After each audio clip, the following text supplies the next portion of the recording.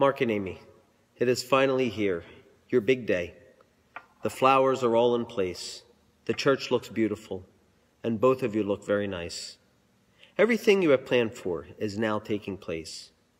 The two of you first met in the summer of 2017 and quickly became friends. It was not long after that your friendship developed into an exclusive relationship with one another.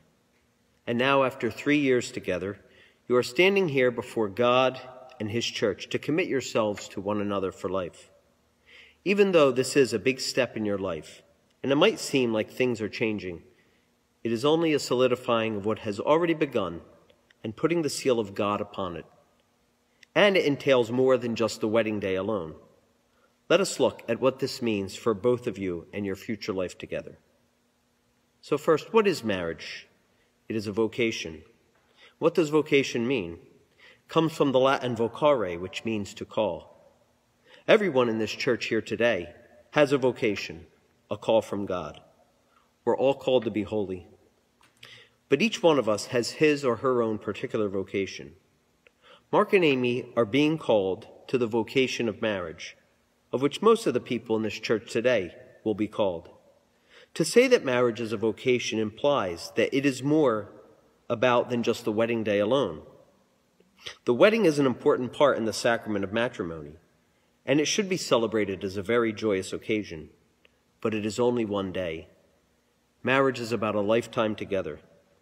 This particular vocation calls the two people to help make each other holy. They can do this through the daily way that they live their lives together. It can be done through the daily sacrifices that you both make for one another. By being married in the church, you are declaring that your marriage is a sign to others of the love God has for His people and of your commitment to show that love by the way both of you will love each other. We heard in our reading today from the letter of St. Paul to the Ephesians, which I commend you for choosing, of how he viewed marriage and what it represents. I know that the language can seem a little difficult for our modern ears about wives being submissive to their husbands, but we need to take a deeper look at this. For one thing, let us talk about the wording. Translations of the Bible are always being studied by scholars to see if the English is conveying what the original Greek was trying to say. Today they see the word that has been translated submissive to mean more exactly deference. It is saying for the wife to show deference to her husband, but both husband and wife are to defer to Christ.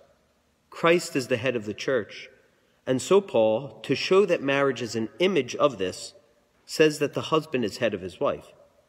However, it is not in the exact same way that Christ is head of the church.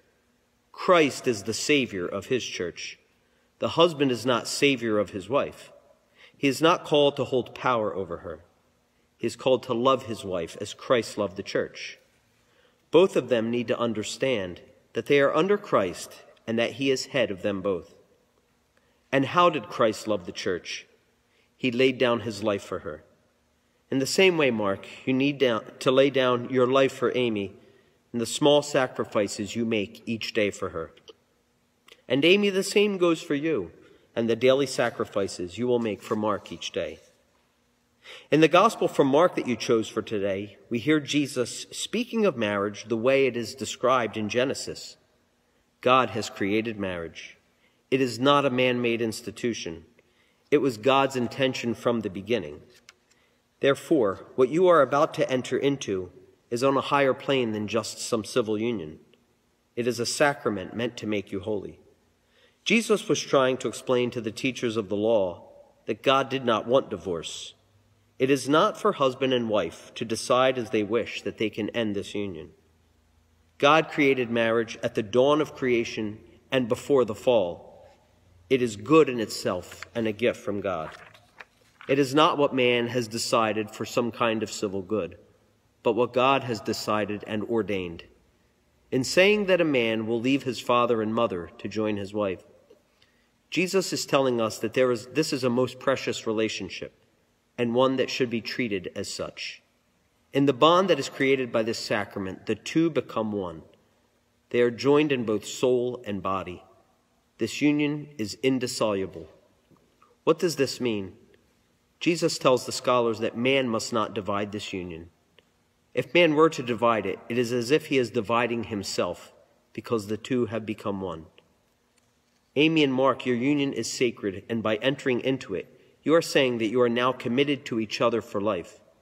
It means that the view has to be towards the union that you are now forming, and that everything that happens needs to be oriented towards that. It is not for one of you to say that when your patience runs thin for whatever reason, that then you can move out of this relationship. You are a symbol of the union between Christ and his church.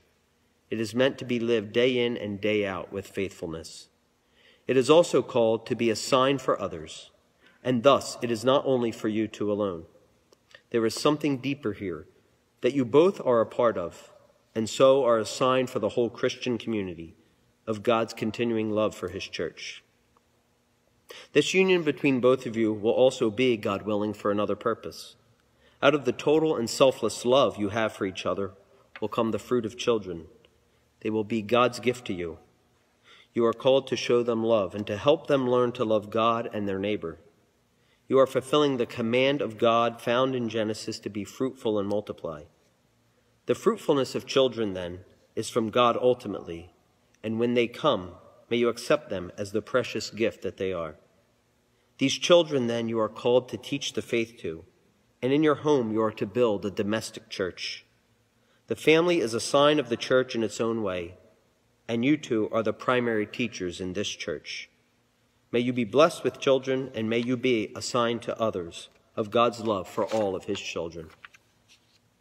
What you are doing today is celebrating the sacrament through the consent you give to each other in the presence of Christ and his church. A bond is being created, but it is the first step. You will receive the grace from Christ to be able to live this union day by day. May you both grow in love and faithfulness to each other and to God, so that you can be a sign to all of God's love for you and for his church.